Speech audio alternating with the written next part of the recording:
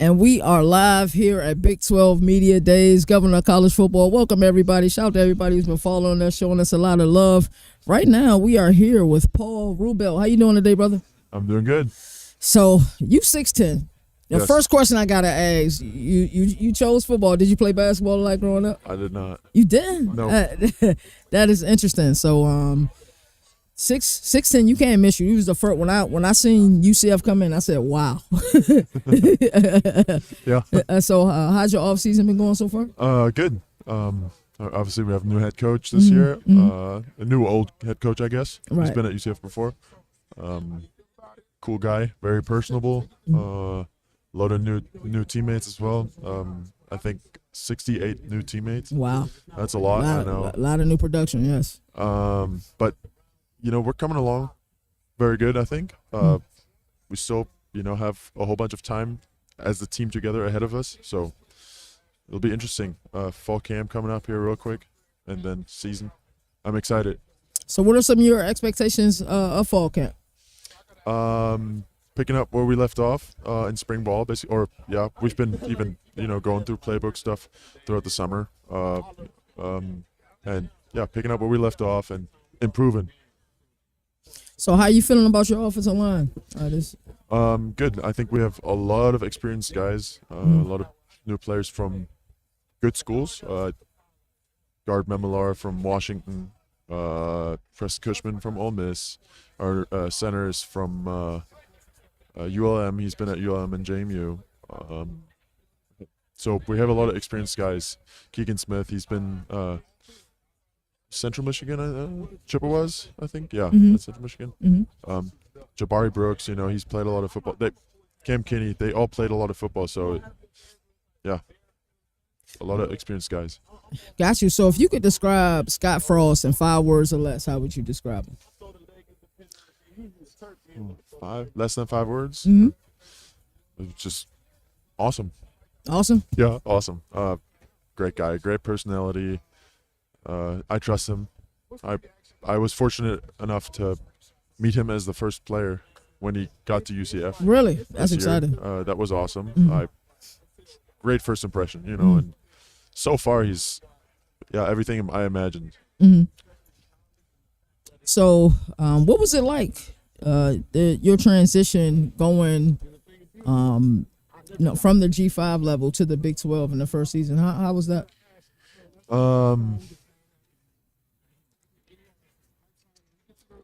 Honestly, I don't even really remember different stadiums, different For sure. atmospheres. At the end, football is football. So, my preparation didn't change. So, yeah, I wish I could say more about that. Yeah, I feel it's all good. I feel like we're getting a lot of honesty, and that's what I'm saying. That's what matters most. So, what's your favorite hobby, like outside of football? What is your favorite hobby? I love working on my car. I have a 2010 Ford Crown Victoria, one of those old police Oh, interceptors. you got a Crown Vic. Yes, Okay. exactly. Okay, they popular where we from. We from the Washington D.C. area, so Yeah. Crown Vics are popular. Where we from. I love that car. I mean, it's a cool car, so I'm happy with it. I don't need no fancy car. It's paid off. So So, what type of work have you done to it? I want to keep it stock, but I've done obviously regular maintenance, like spark plug change, oil change. That's like the normal stuff. I'd like intake manifold, for example. Like water pump. Like it's not really hard to work on it. So, but here and there, and every once in a while I'll go in the junkyard and find I switched. I put power seats in. Like motorized seats instead of the manual seats. Right. So that, Right. stuff like that. Nah, that's cool. So, what is some of the hardest things to deal with? With being a student athlete, what are some of the more difficult things to juggle? Because I'm sure, the season's here. You're trying to stay focused, get ready for each game week by week. Figure out what your assignments are each week.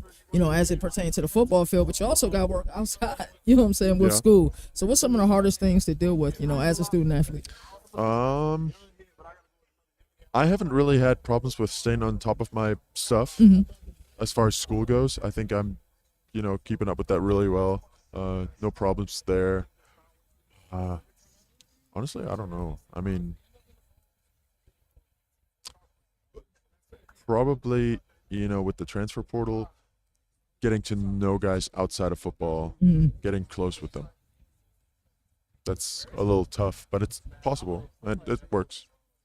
So you said you guys have like 68 some new players. So are you like one of the players that kind of, once the players get, to Central Florida, to Orlando, like, are you one of the players that generally meets with them and kind of introduce them to how you guys do things? I tried. So when the transfer portal opened this past, or when we got all the new players, as they posted them on Instagram, who was the new player, I tried to, look their Instagram profile up, and I texted them. I was like, hey, if you have any problems, reach out to me. Send them my phone number, so that way, they knew who I was when they got there. They knew me already a little bit, instead of, So I did that, and yeah. So we're gonna put you on a hot seat. We always do something interesting here at CFB Nation. We like to put players on a hot seat, and it's not really the hot seat. It's like superlatives, like fun going questions. So what's your favorite pregame meal? You getting ready for a game? How far out do you eat? Do you eat like hour and 20 minutes before a game, 90 minutes, and then what do you eat as well? Well, the night before we used to get out of meetings, and then I would eat some hot wings. So I'm a big fan of that. But before a game, I eat. I'm not picky. I just a full plate of whatever they have, a little bit of everything. Okay, that's dope. That's not a bad answer at all. So, are you a fan of music? Yeah. So, what's some of the music you listen to before the game? Well, I do listen to a lot of rock music. Okay. I do listen to some rap. But I also like Stevie Wonder. Love Stevie Wonder. Stevie Wonder. Big that Stevie might be Wonder the fan. first time I've heard Stevie Wonder. Is that the first time we've heard Stevie Wonder? So in a weird way, I'm related to Stevie Wonder. I don't like explaining how, but in a weird way, I'm related to him. So that's dope to hear. And it's through merge, of course, but that's a dope way to to hear that you like listen to Stevie Wonder. So you're in the game. You guys are up 7 in the fourth quarter. As an offensive lineman, what plays do you want to hear? Do you want all run plays? Do you enjoy pass blocking as well? Like what's some of the plays you want to hear in that huddle? You don't have to tell me the exact play. Of course, no. Want to give Like teams maybe less screenplays. Less screenplays. Yeah, like get the ball into someone's hands. It's like we're up. Maybe we don't even need to score. If we can put the game away by just getting first down, then like quick routes, like stuff like that, or runs. Exactly. Yeah. Yeah. Every offensive lineman loves that in the fourth quarter. Let's run the ball. Let's go out there and be maulers. Yep. So, what are some of your expectations for this upcoming season? I want to take it week by week. First up is fall camp. I have not looked at any. I've heard some, like preseason poll stuff, and like I honestly don't really care. Look at last season, Arizona State. Right. Everyone doubted them at first, and Yeah, they was rated by us, by the media, as the worst team in the conference, and ended up winning the conference. So you're right. So we'll see. Be where your feet are. Yeah. So. I love that approach, man. And then the last question, the final question, we ask this to everybody. If you can have one last bowl of cereal, that breakfast cereal 101, which breakfast cereal would it be? Ooh, difficult question because I didn't grow up here, and I don't know all the cereal, but I do like Lucky Charms. You like Lucky Charms? Yes. Okay, I would say Lucky Charms. What you say, Mo? About third in a ranking since we've been asking that question. What's number one? What do you think? Cinnamon Toast Crunch. Okay. Would be number one, and then maybe followed by Fruity Pebbles or Frosted Flakes. Yeah, for sure. Well, I truly appreciate your time. Good luck on the season, and Thank we you. plan on visiting you all at least 2 or 3 times on a tour this year. So Awesome. So yeah, I truly appreciate your time, brother. All right. Thank you. Alrighty, shout out to UCF, man. Undefeated. We had Miles Montgomery on the show earlier. I saw that. Kelly Lawson was on the show earlier. You guys will see that on a rerun when we decide to play it. It's a lot of interesting stuff happening here at Media Days. It's this is a fun event. The thing that I like most is the unscripted aspect of it. You know, a lot of times, you know, we in the comfort of our homes, button up, get to run the show the way that we want to run the show, and here it's just like, oh, we got to interview, we got to interview, we got to interview. So, you know, a lot of things happen. I know we were supposed to get Jordan Tyson. It looked like they left. Yeah, so it looked like they left. So we're gonna continue with the episode into the news segment. Um, yeah, yeah, absolutely.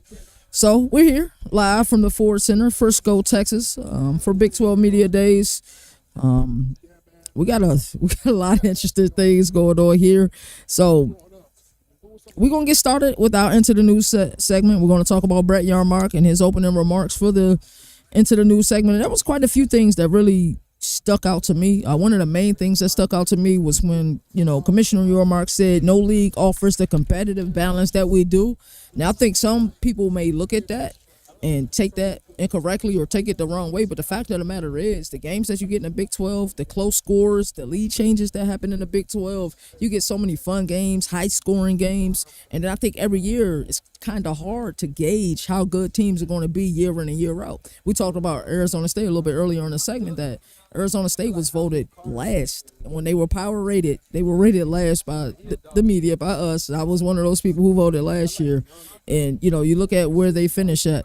You know, you look at TCU in 2022, what they were supposed to do. A lot of people didn't predict them to have the season that they had. We knew they had some talent. We knew they had a young, you know, smart-minded offensive coordinator in Garrett Riley, but we didn't know that they would produce what they produced in 2022. So each and every year, I think you kind of get with the Big 12, you're going to get consistency. We're going to have close games. You're going to have elite quarterback plays, and a lot of those quarterbacks better be able to win those games late in the fourth quarter, because there's a thin line between elite teams, good teams, and bad teams in this conference, because you'll see some teams that, you know, you look at their record, you say, hey, they had a bad season, but a couple of games here and there, you know, they could have truly went to another direction.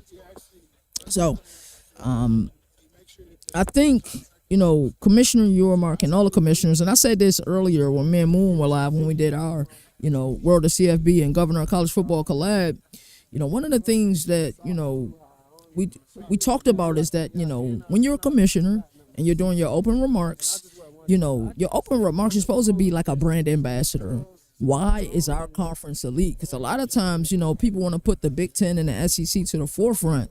But, you know, those 1%ers, you know, the people who talk about this sport 24/7 and 365, you know, and who really care about not just watching big games. You know what I'm saying? I love going by G5, you know, G5 Governor. But because I watch a lot of G5 games, but also I watch a lot of Big 12 games. They're really exciting. So when, you know, I see, you know, other media entities put out quarterback lists, and they'll put out like a SEC quarterback list, and this is nothing against the SEC. The best quarterbacks play in this conference. They 100% play in this conference. So I think, you know, being that brand ambassador, I think Brett Yormark did a phenomenal job with his opening remarks, and he really hit on some key topics. You know, look how good BYU was last year. Look how good Arizona State was last year. Colorado wasn't predicted to be as good as they were last year. You get balance. Like in this conference, I believe up until like the last 3 or so weeks, you had 4 or 5 teams that were, you know, competing for the conference championship. That is phenomenal. That means that balance that you want in the conference is there, and it's 100% there. So I think that is impressive that we were able to get that. Also, what Brett Yormark talked about is the college football expansion, and he's on board with the 5+11 format. He's 100% on board with it. It was interesting hearing him say that. And one thing I noticed a lot of times with the Big 12 is a lot of people seem to be on the same accord. You know, whether it's the commissioner, whether it's coaches, it seems like they have open discussion and they talk often enough to where you kind of get a good idea where everybody is. Not saying everybody agrees 100%, but what I am saying is that, you know, people agree enough to where they can be on the same page. And to me, that is really important. It's super important.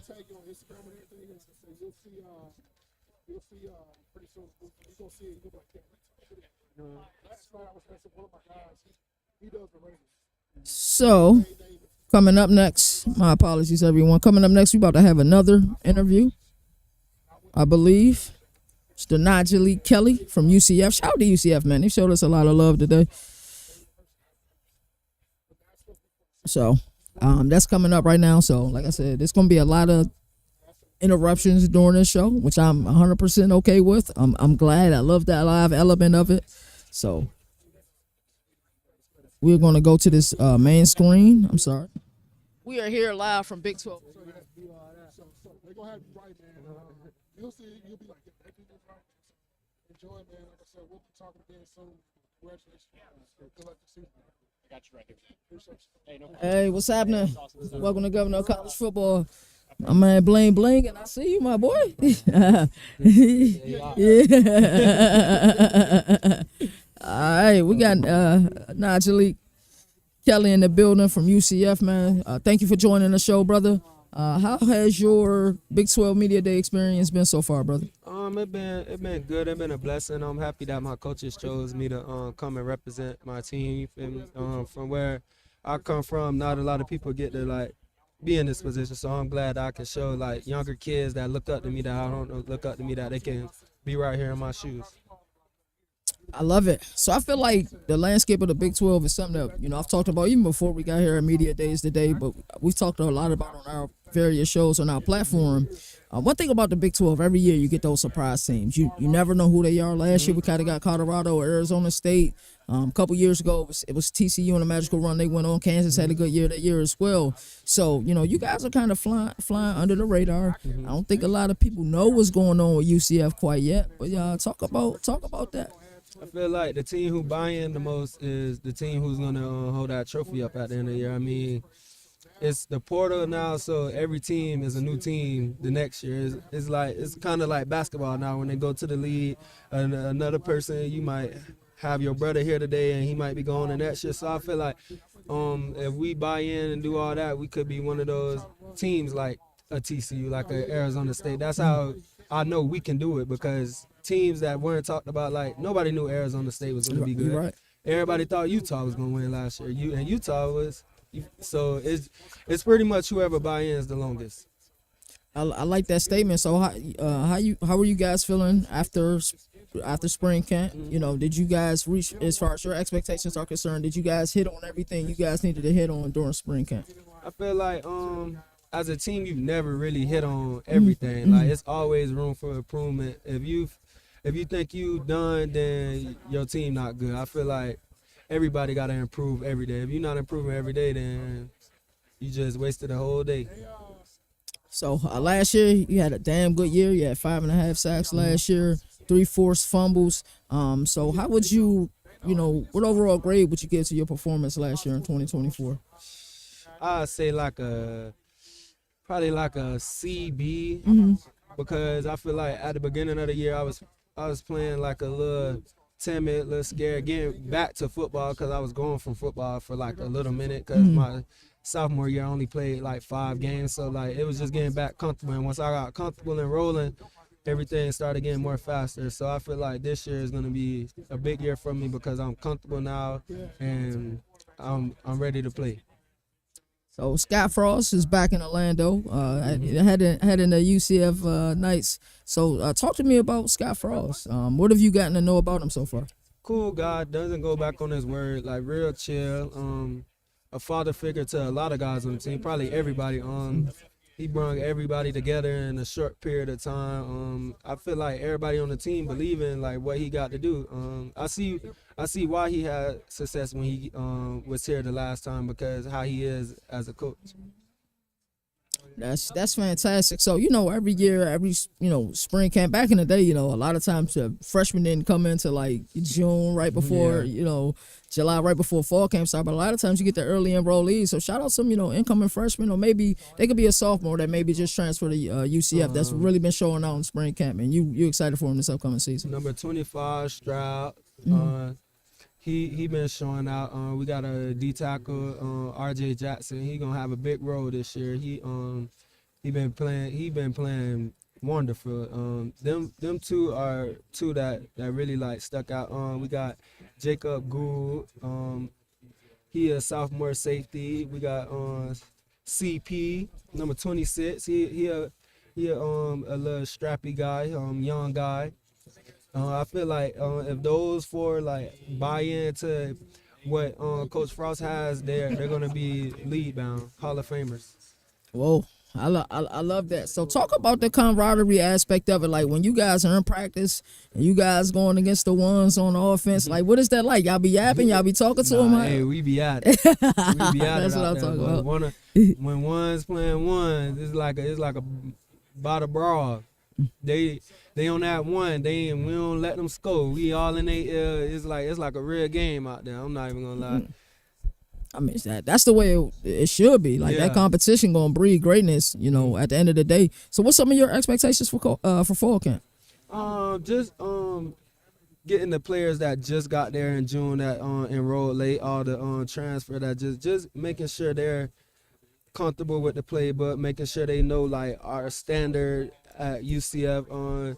Just making sure everybody real detailed in fall camp and make sure everybody healthy. That's most important. Making sure everybody healthy.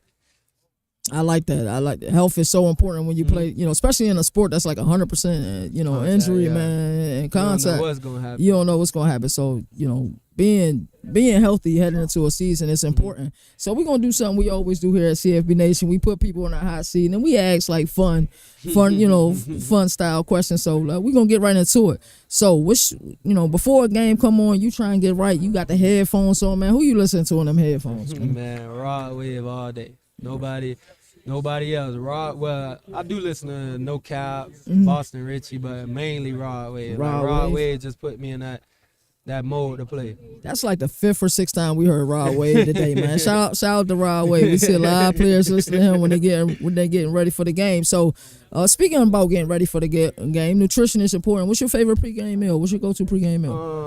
I don't really like to eat a lot before the game because I don't want that sitting on my stomach. Then I'm halftime. I gotta use the bathroom.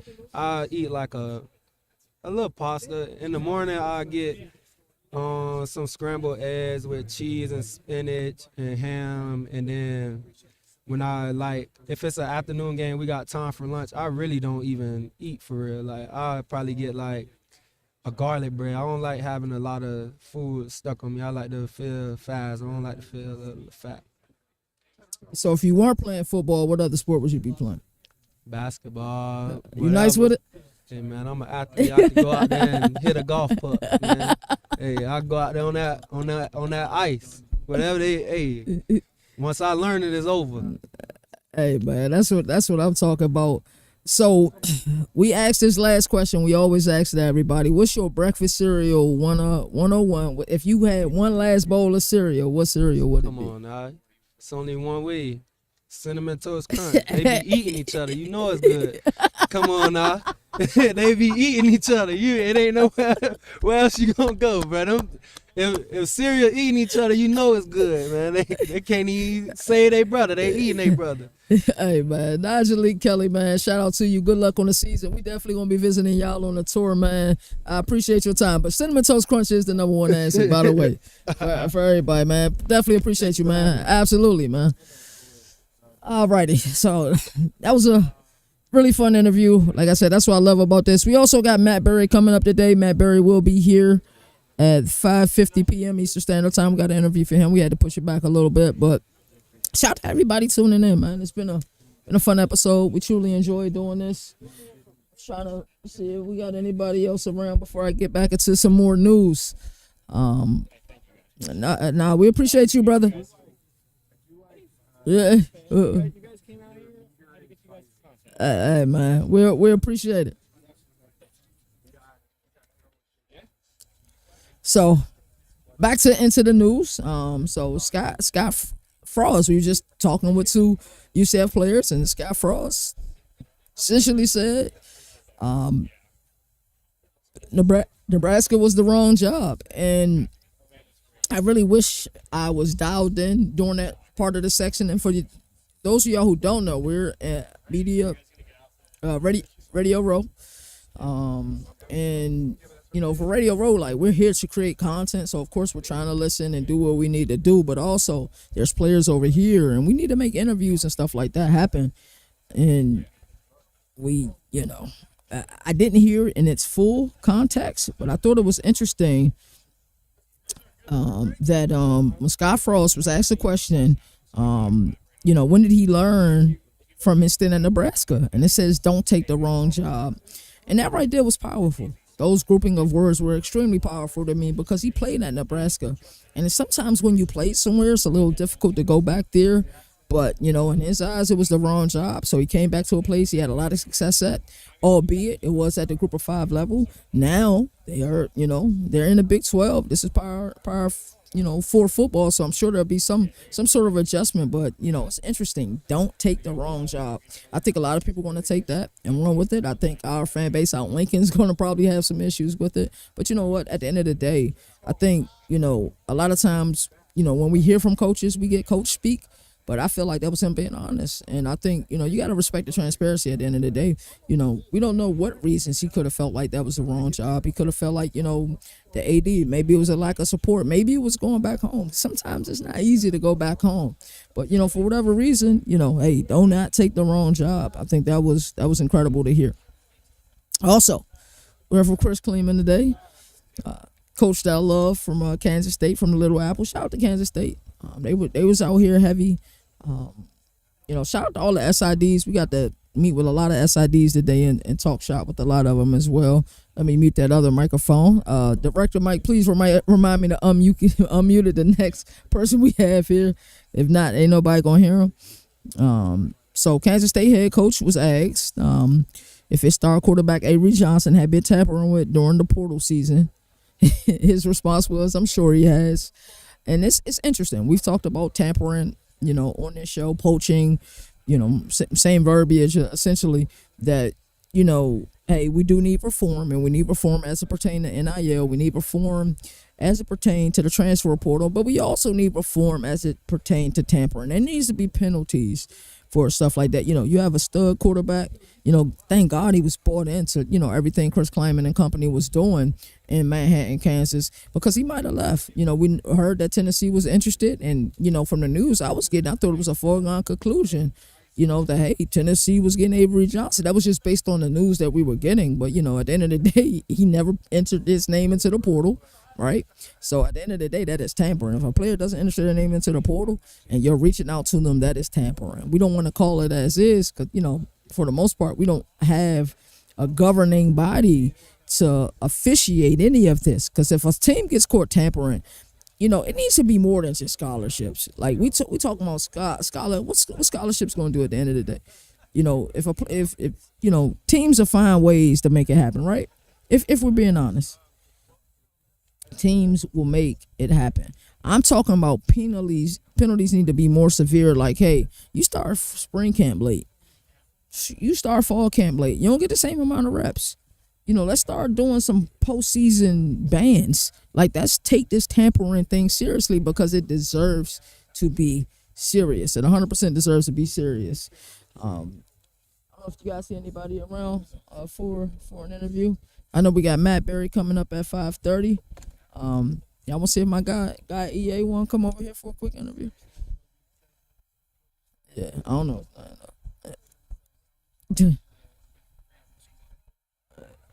So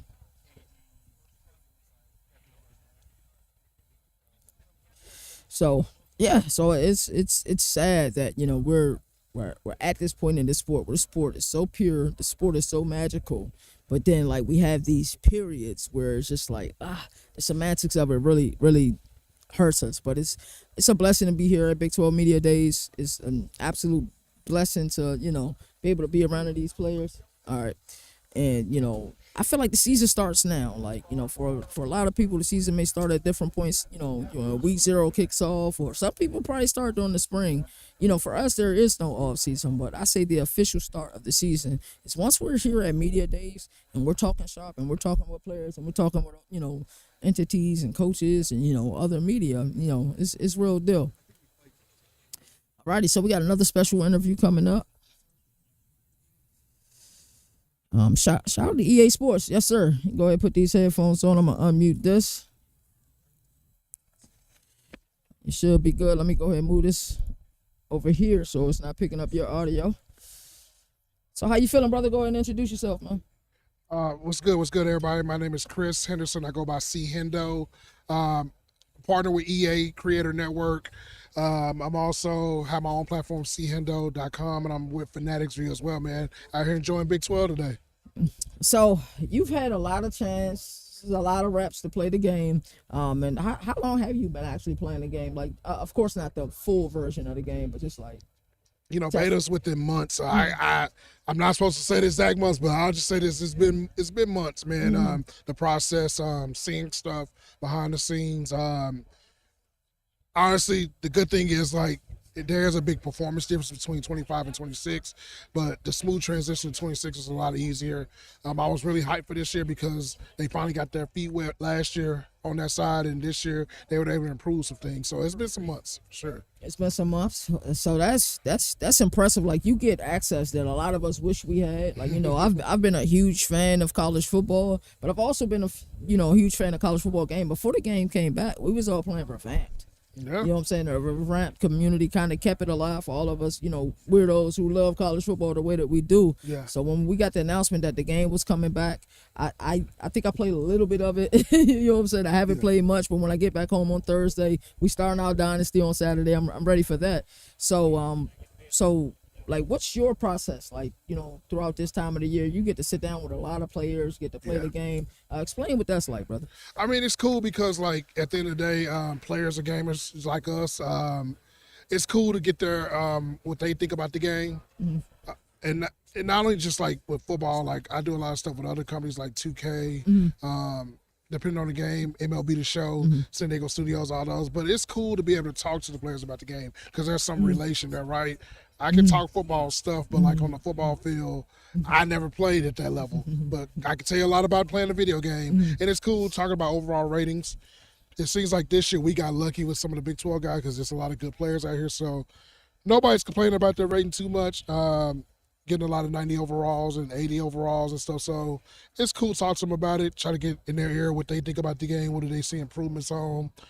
I go back to my guys or the group, the Discord group or whatever, the EA Creator Network, say, hey, this is what they think. They see it on video.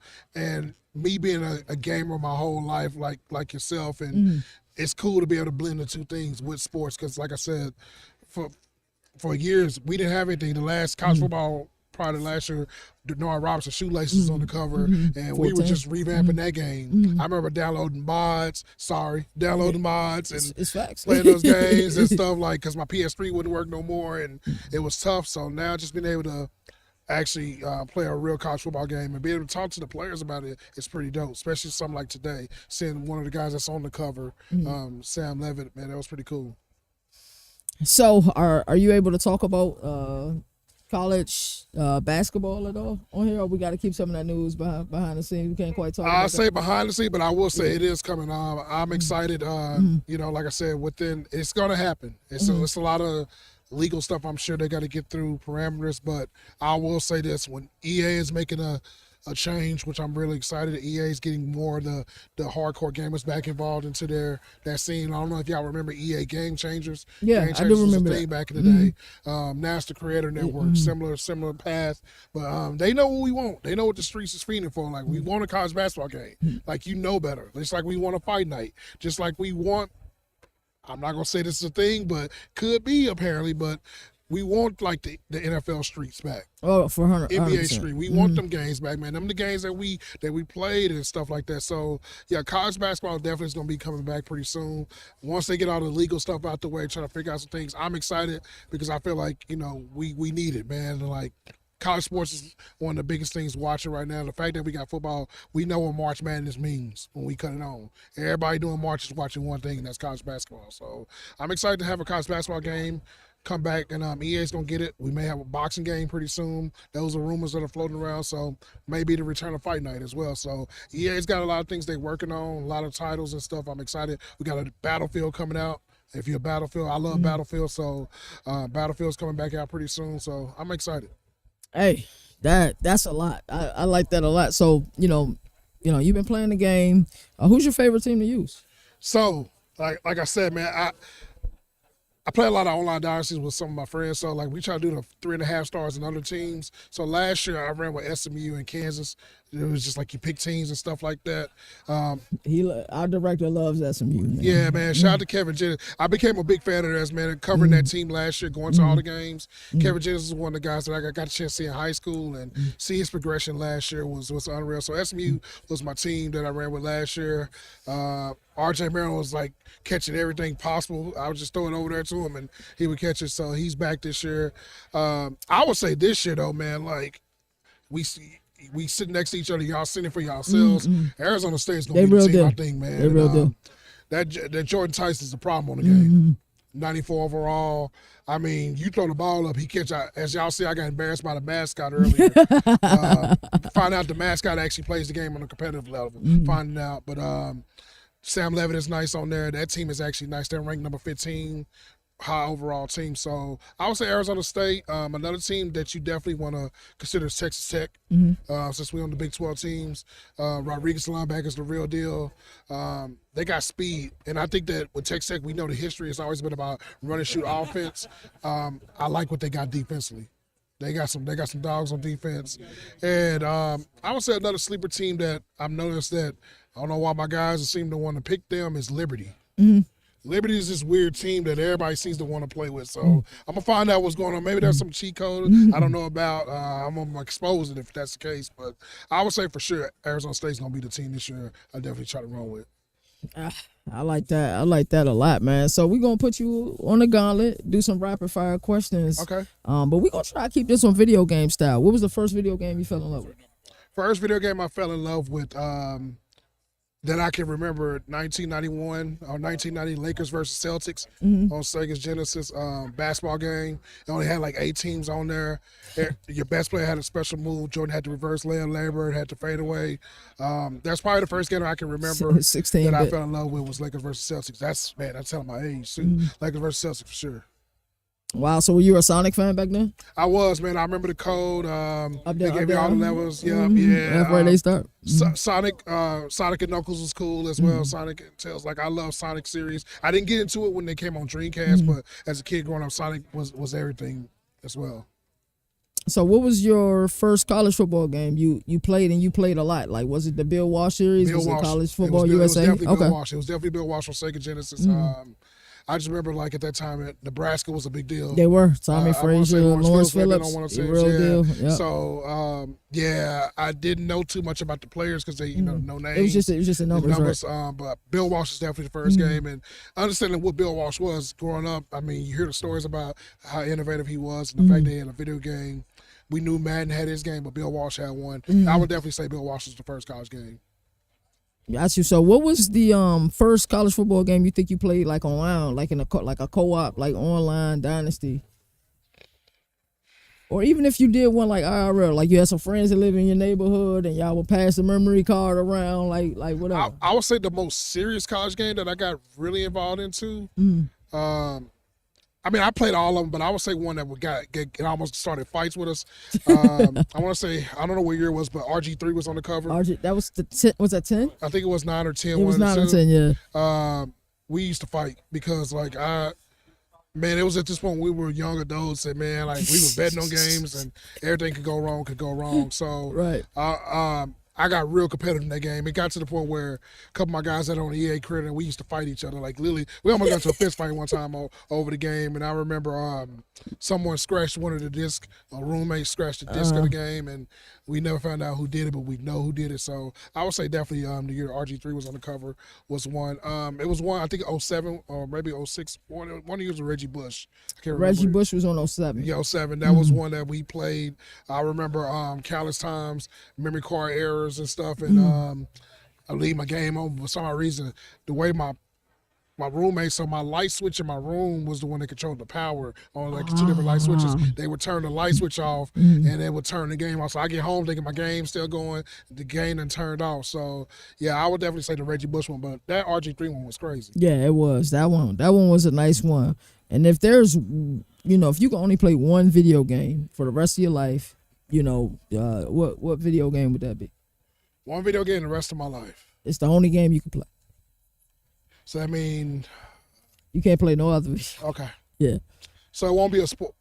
Yeah, I mean, it I don't got think it will necessarily be be a sports sports. game. I'm gonna say, man, I got a sleeper. It's my favorite game of all time, which is gonna be Road Rash. Mm-hmm. It was on PlayStation. It's a motorcycle game. I don't know what got me into it. I remember playing on Sega as a kid. That was one of the first games as well. But Road Rash on PlayStation, one of the best soundtracks ever. One of my favorite games. It's a game where you racing motorcycles and you can hit people with bats and stuff. Like, it was crazy. But that game kept me going, man. I would have to say Road Rash on PlayStation. Road Rash on PlayStation. And EA made that game too, which is ironic. Really? Yeah, EA made I that didn't game. know that. You know, I At don't the time, even. Electronic Arts. Yeah, that's Yeah, I don't even remember. You gotta that look it up. game. It's a That's crazy crazy. game, man. It's a cult following type game, but it's So was it out around the time of like Jet Moto? it's and- before. It's So before. Okay. it was before. So like this game came out on Sega Genesis and Nintendo originally. That's crazy, man. It's been a pleasure, and we got to ask you the infamous question that we ask everybody that comes on here. If you can only have one more bowl of cereal, your breakfast cereal, 101, what bowl of cereal would it be? If I'm gonna have one more, I would say because it will mess up the top of your mouth, the Captain Crunch. Captain Crunch? Yes. Yeah, because I know if I can't have no more, at least I know I'm gonna go out swinging. The Captain Crunch is gonna mess the top of my grill up. Captain Crunch for sure. I like cereal a lot, man, because it's weird because I used to make fun of my grandpa about like the cereal they used to eat, like the raisin bran and stuff, Yeah. and Honey Bunch of Oats. But I love them cereals as an older person. older person, right. Yeah, but like I would say definitely Captain Crunch. 'Cause I know that's it. Yeah. No more messing the top of my grill up, man. Nah. So yeah. Yeah, Captain Crunch for sure, man. I definitely appreciate your time. Hey, I Thank you for all the appreciate intel, and you helped us out a great deal today too. Hey, I'm gonna say this, man. I go to a lot of these events, and I'm loving what they doing over here, man. They got a nice setup. Y'all be sure to subscribe to them if you watching this live or whatever. Be sure to follow them and follow their journey because there's not enough of us out there. What I mean by us, we still young, independent. We doing our thing out here amongst some of the bigger platforms, and we making it happen. So be sure y'all follow them and follow their platform, man. They doing some good work, and it's gonna be a lot of cool stuff that's happening next day. Hey, man, I greatly appreciate it. Bro. All right, man. Thank Appreciate you. y'all. Thank you.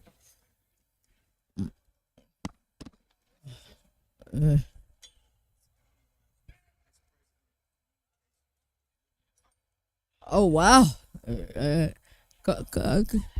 Come on down, yes sir.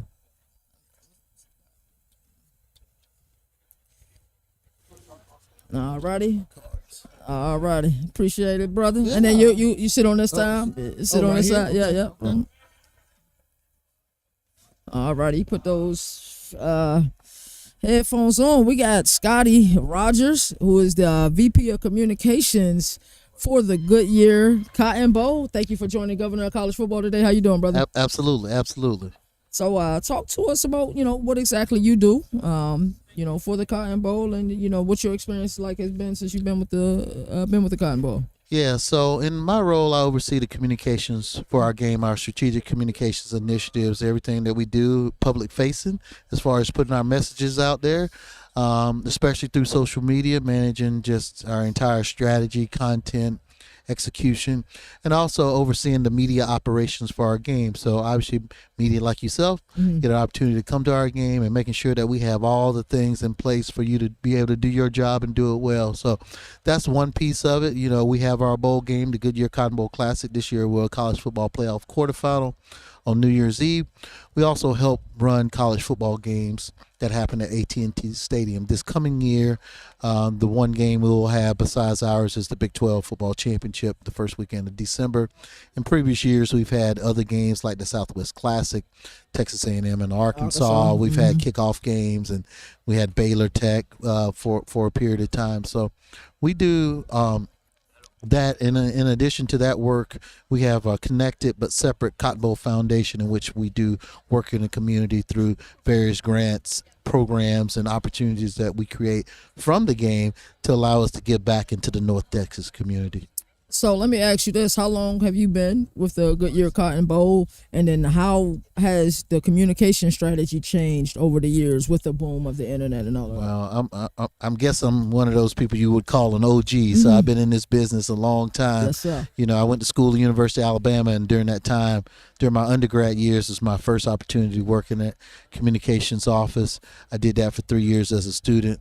And my first job out of college, I was an intern at the Southeastern Conference office. And 9 months into my internship, I got promoted to full time, ended up staying there 5 years. But my last year at the SEC, what turned out to be my last year, was my first year volunteering working for the Cotton Bowl. I just wanted to come help out. And that took me on a 21-year journey. I volunteered for 21 years. I took various jobs in various other places, doing all different kind of things in and around college athletics. But I just came back as a volunteer. And fast forward to 2020, there was an opportunity for the position. My predecessor decided to step back, Charlie Fisk, who had been in the role for a number of years, and he decided to step back into more of a part-time role. And because of my relationship with the bowl game that I had at that time, you know, it was a perfect match, to be totally honest with you. And now I'm starting my 6th year. So I tell people all the time, I'm 52 years old and I've worked 26 Cotton Bowls. So I've been tied to this bowl game half my life. This next game coming up this year will be my 27th. It's the longest relationship I've had with anything outside of family and parents and, anything. And that tells you, for me, it just shows how much I care about the game, care about what we do. And now that I've been on staff for the last 5, starting my 6th year, I just really appreciate all the work that we do as far as not only the things we do to make our bowl game great, but what we do with the opportunity that we're afforded because of that to do some great things in the North Texas community. So let me ask you this. Is there a personal game, personal Cotton Bowl game that you hold in like the highest regard, like a game that was, and I know you're working the event, you're not watching the game, but like, is there a game that you hold in the highest regard, or a game that really stands out to you? During your time there, as an employee and when you were volunteering, like it doesn't matter, which time period, but is there a game that sticks out to you the most? That's funny. I've been I'm getting ready to start my 31st year working in college athletics. So sometimes the memories start to blur together a little bit. So I may not get all the years right. And because, you start thinking about all these games, not only Cotton Bowl games, but just all the games I've worked, throughout. I gotta say the Tulane USC game a couple of years ago was such a sneaky game because on paper it didn't look like that was gonna be a great football game. Let's just be honest, but it turned out to be probably one of the greatest games in modern Cotton Bowl history as far as the way it played out. Obviously, our game last year with Ohio State and Texas was a memorable game. But one I remember when I was helping out, I went to school in Alabama. We played Texas Tech in a game, and it came down to a kick at the end of the game, and I was volunteering. I was actually doing official stats for Fox, and at the time I was communicating because Alabama was driving and they were trying to figure out they might have a chance to win the game because there was a field goal. But this was Fox doing the game. So the Fox crew wasn't necessarily as adept with college rules versus professional rules. So I remember having a piece of paper, and I was on the headset like these, and I'm talking to her, and I'm starting to read hey, by the way, this is the college rules, this is how it works, blah blah blah, and all. There was a conversation. Well, Alabama kicked probably one of the ugliest field goals in the history of college football. I mean, this thing was a wounded duck, but it went in and Alabama won. And I just remember how, at 1 second you're thinking this game is going to go to overtime, and the next second Alabama won. Now granted, deep down I was happy that Alabama won, but I also had post-game duties, so I had to wrap up the game and quickly get off the headset so I could get down the elevator to go do what I needed to do for post-game to help out the game. So it was a memorable moment because it was just you just don't know in this business sometimes. A lot of people, when they work in sports, they think they know what it actually takes, but they really don't. They don't know the 4 or 5 hours that you got to be there before the game and the 4 or 5 hours that you're there after the game. They don't know the months of planning. They don't know the various things that you had to get to. Another quick story: this year we're getting ready for our game, and we got weather issues, and everybody's coming at us and asking all these questions. Next thing I know, I get a request from the Weather Channel. They're like, "Can you come do an interview on the Weather Channel?" I'm like, y'all know more about weather than I do. What am I going to talk about? I talk to y'all about weather, but I went on and did the interview just to talk about, our game. And, some people, yes, the weather was going to be bad, but obviously we played AT&T Stadium, which is Indoors. it's always 72 and sunny at our game. And, but just kind of talking to folks about the things that we were trying to do to make sure that anybody that was traveling to the game, whether it's team, fans, media, workers, people were going to be taken care of as best they possibly could be to get there and have a safe experience. Wow. That is phenomenal. That's a lot to take in, man. Like we right here with college football royalty right now. So I truly like to thank you for all your contributions to the sport. But before you leave, we gonna put you on the hot seat. We put everybody on the hot seat. It's fun though. We like to ask like superlative style questions. So what's your most favorite thing about your job? The people. I get to interact with so many people. I'm one of those people that, if you see me walking around, a lot of people will walk up to me. And the thing that I would tell somebody, if you watch me in the course of the day, watch the different type of people that walk up to me. Young folks, old people, older people, people of different ethnic backgrounds, gender. I've been very fortunate in my career that I learned early on that you got to be good to people, and you never know where you're going to come back around to them. However you're going to come back around to them, whether it's you're going to work together, you're going to work with each other, you're going to help somebody out in some way. So I really take a lot of pride in just trying to be good to people. I don't do everything perfect, and I don't try to, but I just try to be me and try to be genuine. But look, I'm trying to get you to the best end result and positive result that we can get to. And by the way, let's have some fun, because we are working in sports. Let's be very, very clear. Yeah. We get serious. Yes, there's some serious aspects to what we do, without a doubt. But I want to make sure that I'm having fun and the people around me are having fun, whether we're working the game, whether it's the media. That's why we try to do so much to have hospitality for media when they come in town, not only for the teams, but and the administrators and all that, but for the media as well. Because look, y'all need to have some fun too.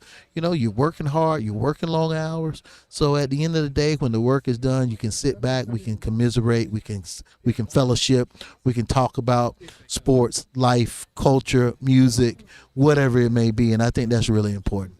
Wow, people, that's incredible. So you have long days, 10, 11, 12-hour days, especially on game days. What's that pregame meal that's going to hold you over while you at work?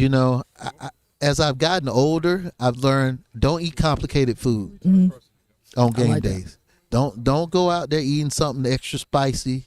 Keep it simple. Keep the breakfast simple. If it's chicken fingers or burgers or something that's just kind of middle of the road, that'll sustain you. But don't go out there eating, a bunch of seafood or something that's extra spicy, because you want to get caught up. I like that. So on the way to work, whether it's a game day or just a day, because either way you got a lot of work to do. What are you listening to? Are you listening to podcasts? You listening to music? If you're listening to music, who you listening to? I most of the times I'm listening to some version of sports talk, but one thing I like to do, I tell people all of this is a pandemic thing that started. There's a radio station in Philly that is based on Penn's campus. It's called WXPN, and on Friday at 3 Central they have that Funky Friday. They play funk music for 3 hours. They play funk, soul, R&B. They'll play some hip hop. And a group of my friends, we started a friend of mine works at Penn and kind of turned us on to it, but I've turned it into a little bit of a tradition as best I can. So literally on my phone I have an alarm that goes off at 2:50 on Fridays, because most of the year when we get to work from home on Fridays. But on Fridays I try to at 3 o'clock turn to XPN and listen to some 3 hours of funk music. And I'm normally at home, so I have it turned up on my Alexa devices. And you know what? It's just a fun way to kind of finish off the week. Mostly I listen to hip hop, R&B, little old school, little 90s, best decade for music, by the way. Right behind the 80s, right ahead of the 80s. Don't sleep on the 70s, but and so I do listen to some music, but my Funky Friday on Fridays is a good way to get some music, because a lot of times that's the end of the week. what you've been grinding on. You know, it's 3 o'clock, so you're getting close to that 5 o'clock whistle, so to speak, and you can turn on some good music and kind of close out the end of the day with a little something to kind of carry you into the weekend. I love that, man. I want to say happy birthday to my pops. I know he's watching this right now. He's a huge funk fan. I know he loved the funk group Brothers Johnson. So what type of funk bands you listen to? Hey, the Brothers Johnson is a good one. Yeah. When you got to go, you go to the Elements, EWF. You go to Gap Band, Confunction. You start getting in. My dad in loved all that, those bands. And you got so many groups like that. And the thing that I love is that you can listen to, whether you listen to LL Cool J's, used to be Backspin on Sirius XM when they do their piece, looking at digesting songs and understanding that most of the hip hop songs that many of us have gotten used to listening to, Salute the Sample is the thing.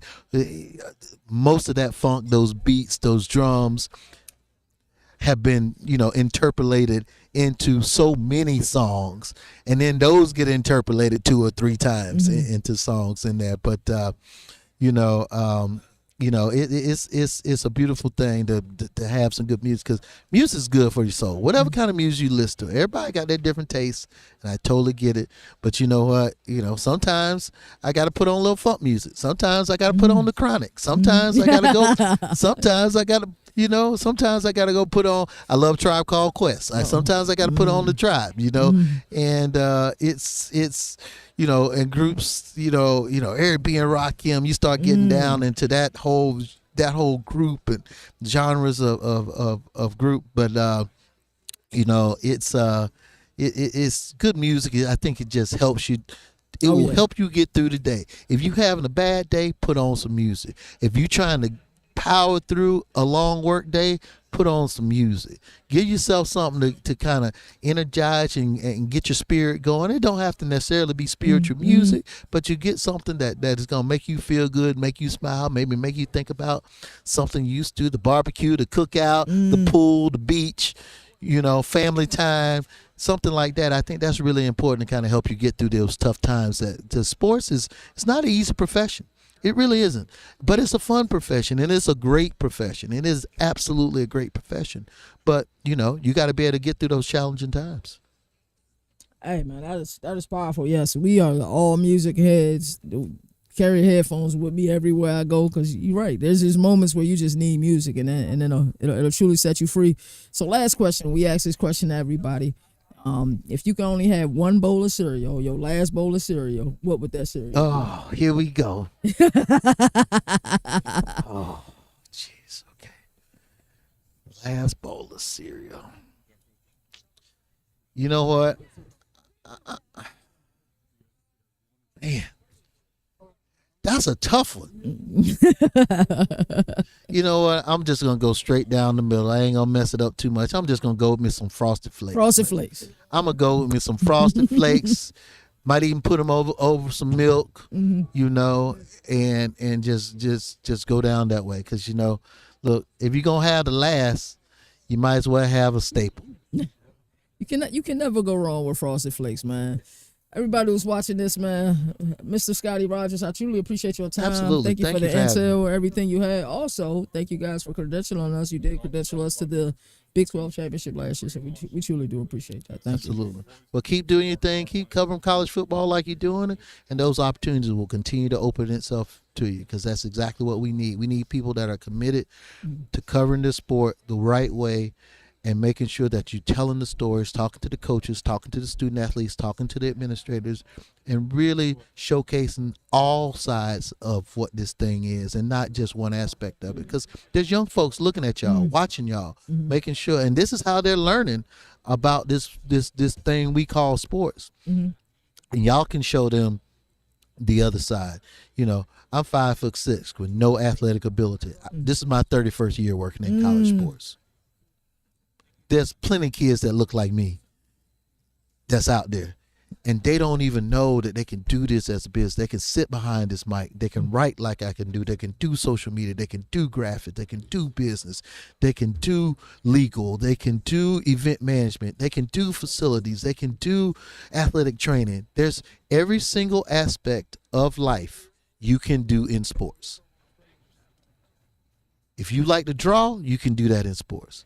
If you like to cut the yard and manicure lawns, you can do that in sports. And oh, by the way, if you do any of those things well, you can get paid to do it. And you can get paid well to do it.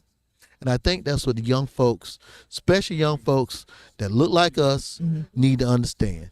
You ain't always going to be able to hit that ball, put it in that hoop, you know, run it down the field. You're just not going to be able to, you know. Hopefully you can play as long as you can. My athletic career ended in junior varsity baseball in high school. I by the time I was 15, my athletic career was done. But I found another outlet. I found another way to satisfy, and then I got a joy for the communication and journalistic side. And then I put those two things together, and I'm on a hell of a run.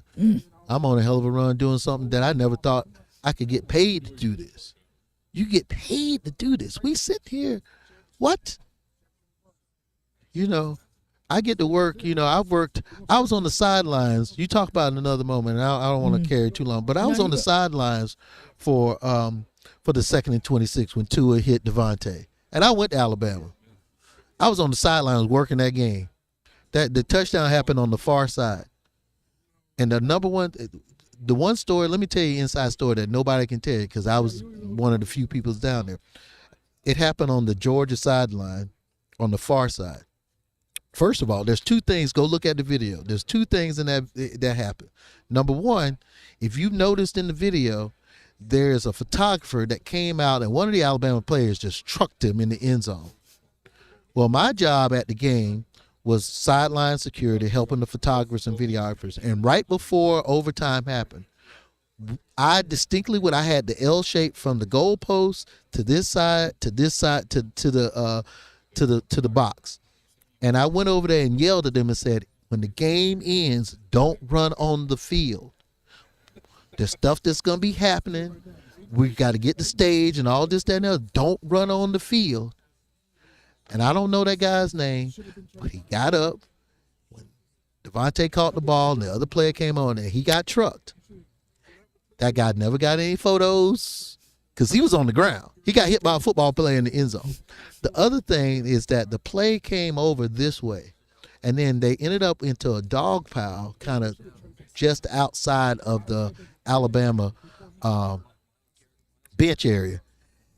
And my little 5'6" self, I was just grabbing football players like, let him breathe, because I was thinking about the Michigan State game. If you remember the play that happened where the kid had the play, and then he got dogpiled in the end zone, ended up breaking his hip or breaking his leg or something like that. And that was playing because Devontae, first of all, he was a freshman.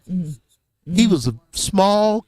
He was real small then because he was a freshman. So in my mind, I was thinking about forget that I went to Alabama and my alma mater just won a national championship.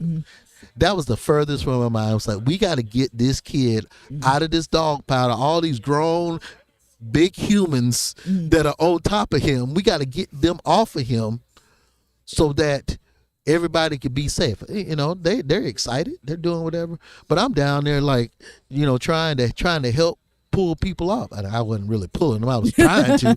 But the point was, those are the types of things. I didn't think about that 15 seconds before it happened. But in that moment, that memory of that play, and I saw what was going on, I was like, I got to try to help.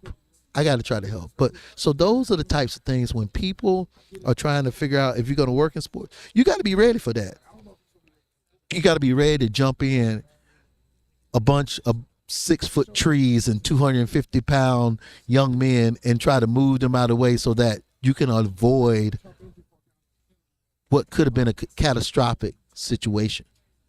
And it's those stories. If I got one of those, I got 50 of those of the things that have happened over the years. And I think it's important. And I think, again, through your vehicle, you can help tell the stories, not just about the games and the wins and the losses and who getting fired and who getting hired and who's getting what NIL deal and all of that, but you can talk about the business of sport and what it means to be behind that microphone, sitting with these headphones on, but also doing things like I do and so many people that are here today and tomorrow doing the work to help let everybody know and let the world know what's going on in the world of sports. So sorry, that might have been a little long. No, that was fantastic, man. That was incredible. You come to these events, you never know who you're going to run into. You know, we try our best to talk to everybody, man. But you definitely been a favorite interviewer of the day, man. I greatly appreciate it. I appreciate the platform. You know, I've been blessed to do the things that I've been able to do. So I feel like I have an obligation. I live by.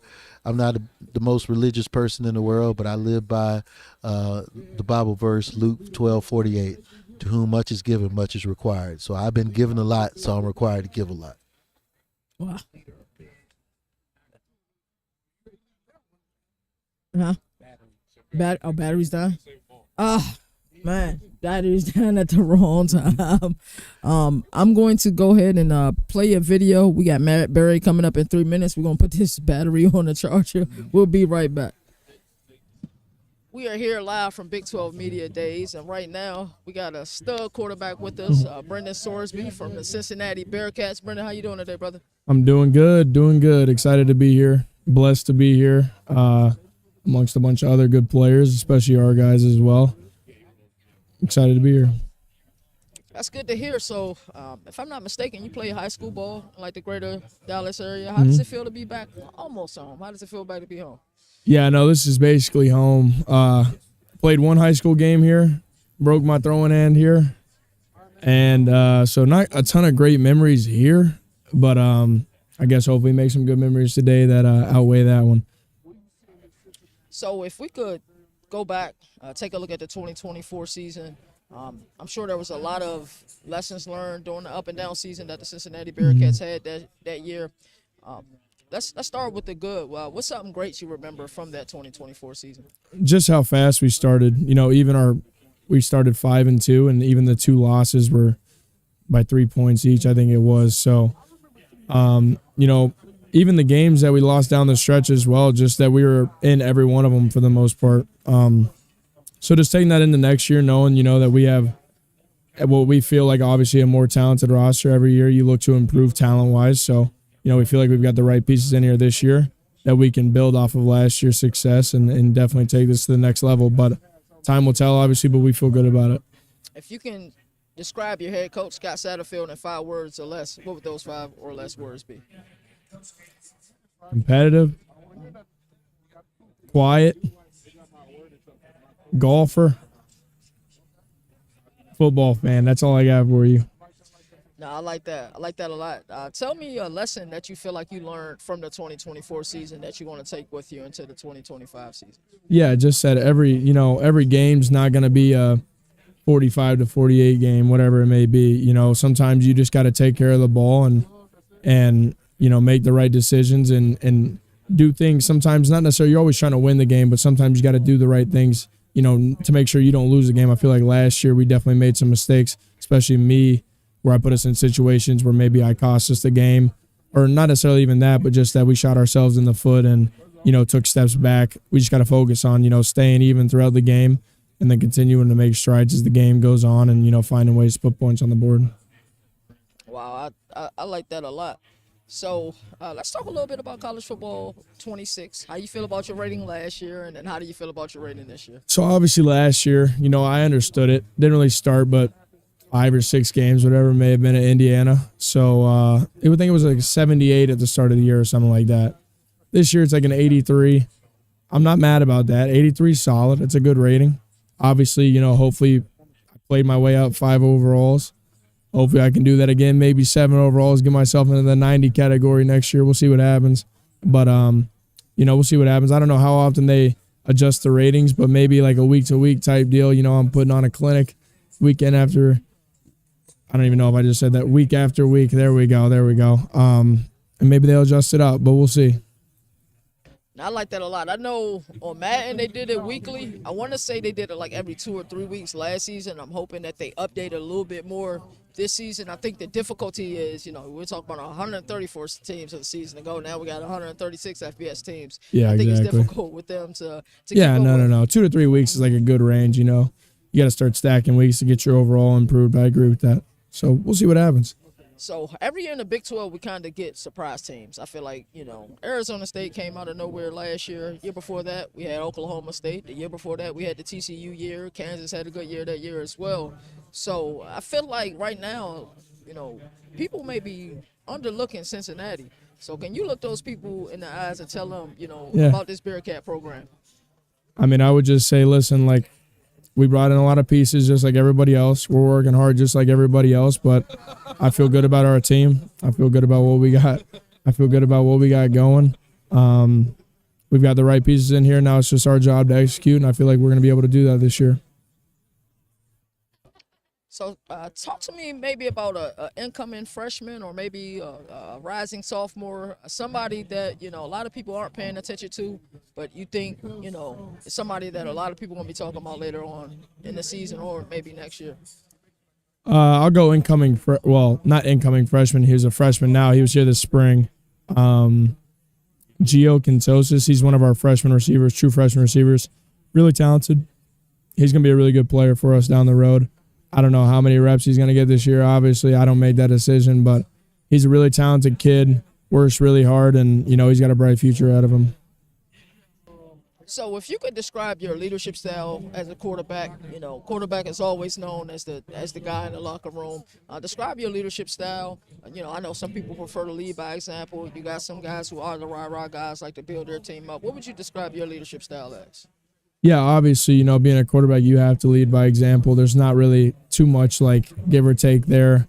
I'm not necessarily a rah-rah guy, but obviously being a quarterback as well, I do have to be a vocal presence. And I feel like I've done a really good job of that this offseason, especially in the past. Sometimes maybe not as good as I should have been. But, I'd say also just, whenever it comes to games too, like, I'm not scared to get, tough and nasty whenever it comes down to taking hits and stuff like that. Like, I won't shy away from that. I know the guys up front love that. I know the guys on the sideline love that. But obviously there's a time and a place to do that as well. You don't need to just be taking hits for no reason just to fire guys up. They get fired up by you getting 12 yards and getting out of bounds as well. But I'd say just, like that fine line between like a rah-rah guy and a vocal leader that also leads by example.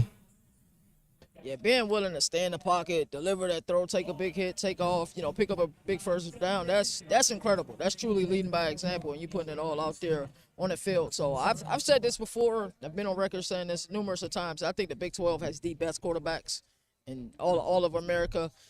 Is there, of course these guys are your peers, but I'm sure you have great relationships with some of them as well. Is there anyone you look forward to playing more than anybody else? I'd say I'm going to go with Josh Hoover. We train with the same quarterback trainer, so we got to play against each other last year. Now he's 1-0 against me. Now I got to get it back on him this year. Now we got to break even. Josh, if you ever hear this or if you're watching, I look forward to playing against you, bro. It'll be fun, but there's a lot of these guys out here, all great dudes. And like you said, this is a very talented quarterback conference. I'd like to put us up against everybody else, but, at the end of the day, after this season, we'll see how it compares to everybody else, but I feel good about us. Yeah, I agree with that 100%. So now we're going to put you on the hot seat, something that we've always done with CFB Nation. We do rapid-fire questions. It's more like a fun, superlative style question. I guess the first question I'd like to ask, what is your favorite pregame meal? Just pasta, Alfredo, maybe some chicken in there, but I'm really not a huge, I don't like the big pregame meal.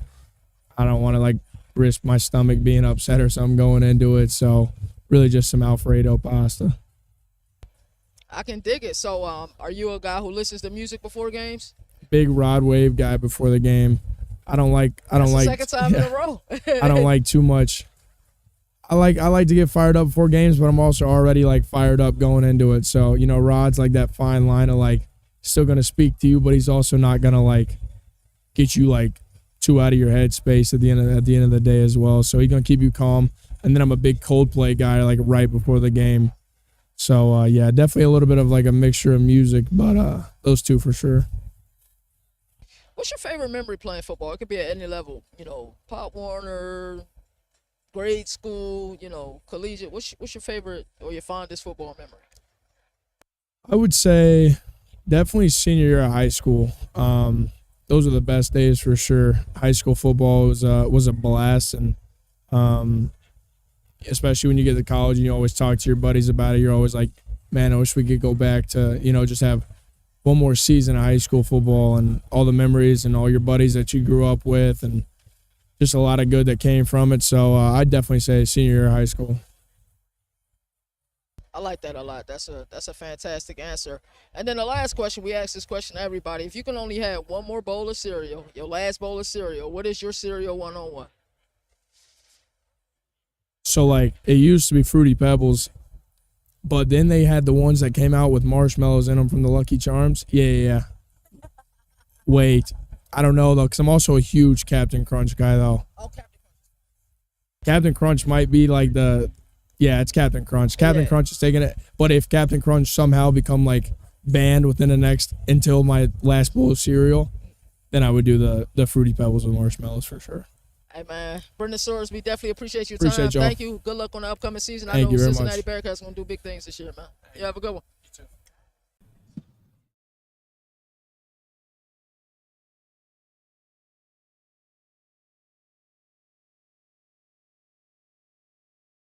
Alrighty, we back.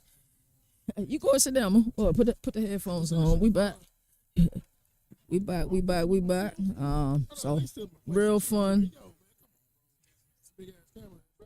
interviews we had today. My boy Moon is here. We're waiting for our interview with Matt Berry. I know he's finishing up somewhere right now. Moon, what's been your favorite part of the event so far?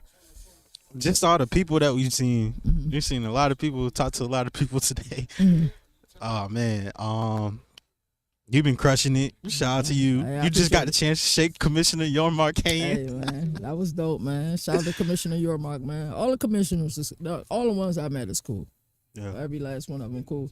But you've been killing up with the interviews today. Been going crazy. It's been a good day. And guess what? We've been feeding the college football community. All the 1%ers who've been watching us do this, all off season. I feel like they showing out today. You had a bunch of people watching your show earlier, going crazy. And I think the funnest thing about this is I think sometimes the live element is the most interesting thing because you could be in mid-thought, mid-sentence, and somebody wants to interview. So we showing y'all everything. It's no behind the scenes, no magic button. Oh, let's set this up. Nah, it's no magic button. So the moment Matt Berry walk up, we beeline and then jetty. we live. You know what I'm saying? So this is what it is. So what teams you excited to see tomorrow, bro? Colorado. Okay, I can dig it. Colorado, Utah. We already talked about Arizona Uh-huh. to kick off the morning. Mhm. I just really want to hear what Noah Fafita got to say, man. Like, I know we'll probably get some time with him in the player sessions and things. So I'm interested to see how that interview goes, like how transparent he's gonna be, about where they were last year, and his growth. I'm looking forward to that. And then we got wind that Coach Prime gonna be here, so I'm looking forward to that. It's if you're in the media and this is something you truly want to do, it takes a lot. Getting into these events and stuff like that. Because a lot of times when you're like us, you're independent. It's coming out of your pocket. Sometimes you just gotta take a leap of faith. But once you're here, kill it. Enjoy it, more importantly, but make sure you kill it. Make sure you go out to speak to these people, man, because, as much as we think, hey, we're afraid to talk to them, like, they want people to cover their teams. And as big as you think this sport is, this sport is huge. A lot of teams aren't given the coverage that they deserve, and they appreciate it. Like, shout out UCF's SID. Shout out to him, man. Shout out to Baylor's SID, but UCF SID, like, every couple of hours he's coming to check on them. Hey, y'all want to interview somebody else? Y'all need this? Y'all good? Like, that's love right there, bro. You know what I'm saying? Can't wait to see UCF on tour. But if you asked us last year, UCF was a no. It was. So things can change in the short period of time. So It 100% was. They looking around. Yeah. we got Beeline. Yeah. All right. So Time to do this shit. yeah, I'm ready. Alrighty. So we got Matt Berry coming. Anybody's been watching Governor of College Football for a while, I'm a huge fan. You could probably pan down. Anybody been watching Governor of College Football for a while? I've always spoke very highly of Matt Berry. Super excited to talk with him. You know, won't be a long interview, but you know we get to talk to Matt Berry, and I'm excited for it. So he's walking up now. I'm gonna get him on the headphones, and then we're gonna get started, man.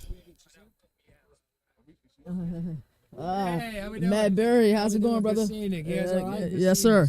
Good seeing you. How we doing? We're doing pretty well, brother. You can get those headphones on. We live right now. Oh, we're live. Yes, sir. We are live. I So- love walking into a live situation. This makes it more fun for me because everything else was taped. Yeah, no, we live, brother. Matt Berry, ESPN.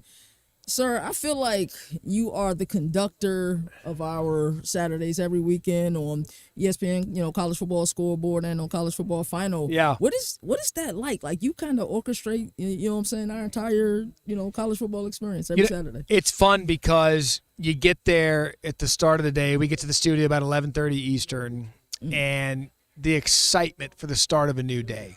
And what's the one thing I think we all love about college football more than anything?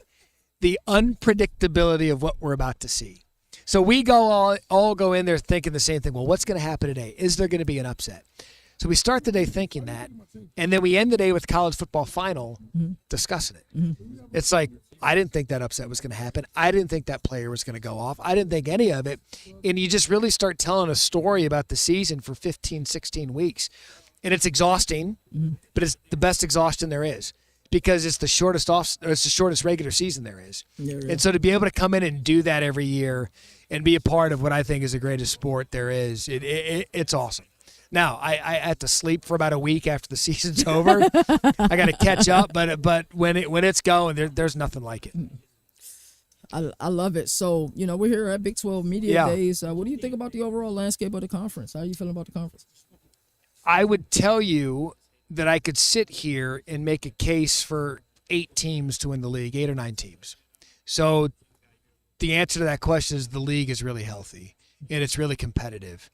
And you're going to see games, I would bet you we could count double-digit games this year, if not more, that come down to fourth quarters.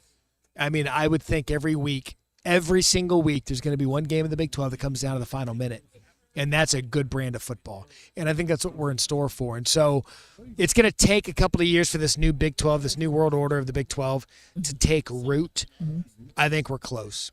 And over the next few years, you'll start to see, you know, Scott Frost going back to UCF, Rich Rod going back to West Virginia, can Arizona State do what they did a year ago?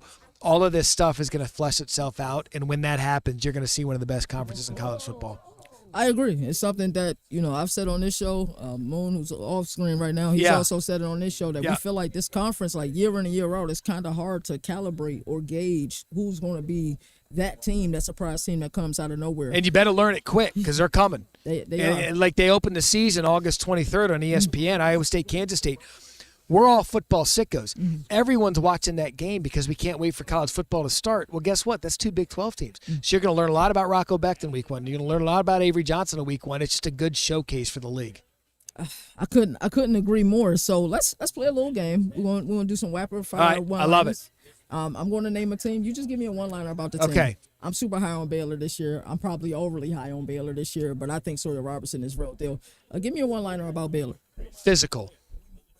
They're physical. They have taken on the characteristics of Dave Aranda, one of the brilliant defensive minds in all of college football. Sawyer's great. You're 100% right. But they will thrive because they'll hit you harder than just about everybody else. Ooh, I love that one. Speaking of defense, and a team that spent a lot of money on defense this year, Texas Tech. Give me a one-liner about them. Trendy. They are a trendy team because they spent a lot of money and they know the expectations are high because they are a trendy pick to click this year, and Joey McGuire knows it. They've got the quarterback coming back. They bring back a talented wide receiver. They overhauled their roster and plugged some holes. So they're really trendy. People look at them as maybe this year's Arizona State, and so I think trendy is probably the best word to describe Texas Tech. I love it. TCU. Sneaky. They're sneaky. I mean, watch Hoover. And in a Sonny Dykes offense with a quarterback like that, with some of the guys that they got hot at the end of the season, They took a little bit of a step back, but they're sneaky. That's the one team where you're like, you know what? If I've got something on the line, do I really want to mess with TCU this week? That's how I'd describe them. Colorado. Interesting. Deion's never been a head coach without Shedeur and Travis Hunter. Ever. Those are two really good players that are gone.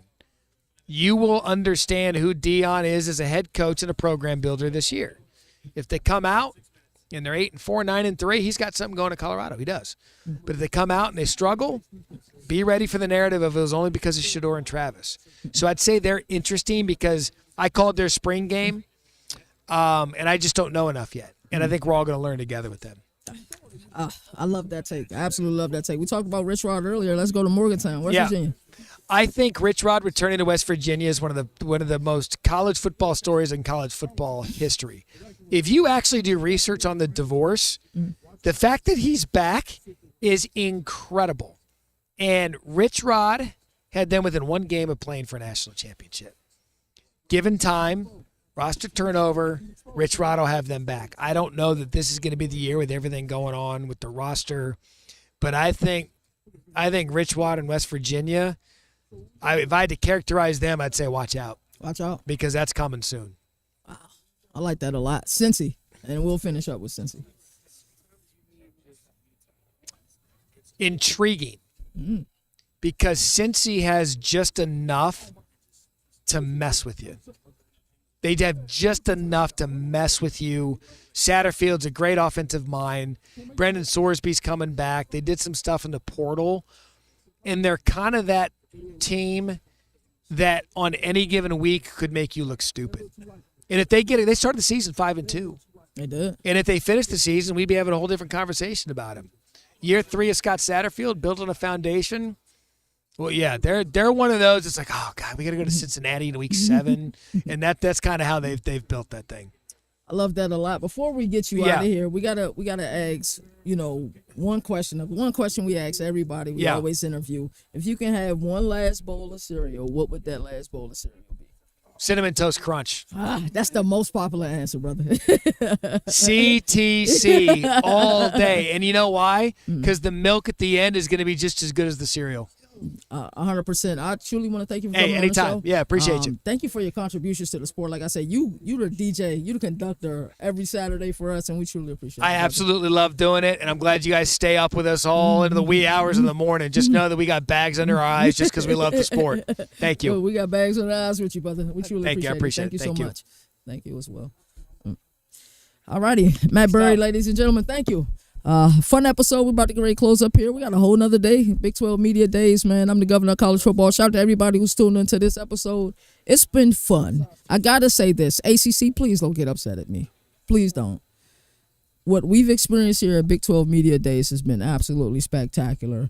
Being in radio role, the players coming to us, different media personalities coming up to us, people just walking up to us, because a lot of people could tell that we look different.